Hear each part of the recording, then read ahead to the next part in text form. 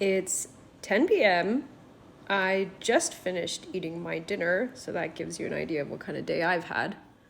But I did read the motion to compel regarding the Vanzan subpoena. So, as a reminder, there's a separate lawsuit going on that's also before Judge Lyman, which is a lawsuit filed by Stephanie Jones against her former employee, Jen Abel. So remember, this is the lawsuit where Jones claims that Abel violated her employment contract, made false claims about Jones that damaged Jones' reputation. She engaged in a conspiracy to steal Jones's clients. She engaged in an alleged smear campaign against Stephanie Jones and Jones Works. And also, Stephanie Jones sues Baldoni and Wayfarer in the same lawsuit.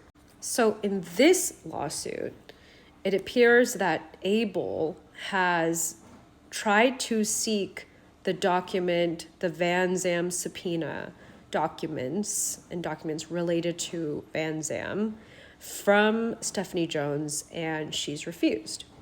So they went to the source. They went to Vanzan and said, you guys are the one that filed this lawsuit in New York State Superior Court. You're the ones that issued this supposed subpoena to Stephanie Jones that she complied with. So we want to see the subpoena. We want to see records regarding Vanzan Inc. and who owns it, who are the shareholders. And it looks like the original subpoena asked for a whole slew of other things like communications between Vanzan and Stephanie Jones and the Lively parties and their lawyers. So it's a pretty expansive subpoena. But this motion to compel is really, really narrowing it down to just a few things that they want the court to compel Vanzan to turn over. So they want a copy of the Vanzan subpoena. I mean, I can't believe that they still haven't gotten this. Like, I don't really understand why they haven't turned this over yet, but a copy of the subpoena, and they want documents that Jones handed over pursuant to that subpoena in relation to that Vanzan action. I keep saying Vanzan. I think it's Vanzan. Sorry about that. I think because the word sham and Vanzan, I just mush it together in my head.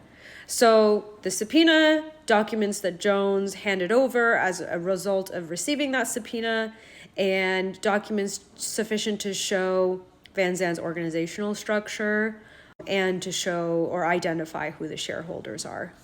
Abel's claiming that these documents are relevant to her claims because, remember, she countersued and said that, Jones, you violated the federal wiretapping statutes. You relayed information prior to receiving this subpoena. So they're saying that it's relevant to her claims and defenses. And wanting to know the organizational structure of Vanzan, who the shareholders are, help to discover relevant information about who was involved in the schemes that Abel is alleging happened. I listened in on the discovery conference this morning before Judge Lyman. It involved another motion to compel, and essentially the judge said he heard from both parties, and so far in this case, he's taken a very liberal stance on discovery. He obviously compelled the Taylor Swift text messages, and this morning he compelled the other party to hand over documents that they were resisting handing over, or they said was burdensome for them to hand over. So I don't see why he would refuse this one. He's generally taken the position that all the information should come out. It's discoverable. It should be discovered. So I expect that this will be granted. He might limit it in some way. I don't know how. Maybe he might limit the shareholders' identification or something about that. But I don't see how they can get out of this. It is interesting that they moved Vanzan to produce the documents. They moved to compel Vanzan to produce the documents rather than have Stephanie Jones, who's a party to the action, produce the documents. So that might be a sticking point because there is this principle that you should get the documents from the parties, and then if you can't get the documents from the parties, you go to outside sources. So I would have thought that they would first bring it against Stephanie Jones, but it looks like what they're seeking is information that Stephanie Jones wouldn't have. Like, she wouldn't necessarily have the organizational structure of Vanzan Inc. or any of the shareholder identification numbers, et cetera, et cetera. So that's probably why they decided to seek it directly from Vanzan Inc. Just rereading the argument here, they do say that they asked Jones since March of 2025.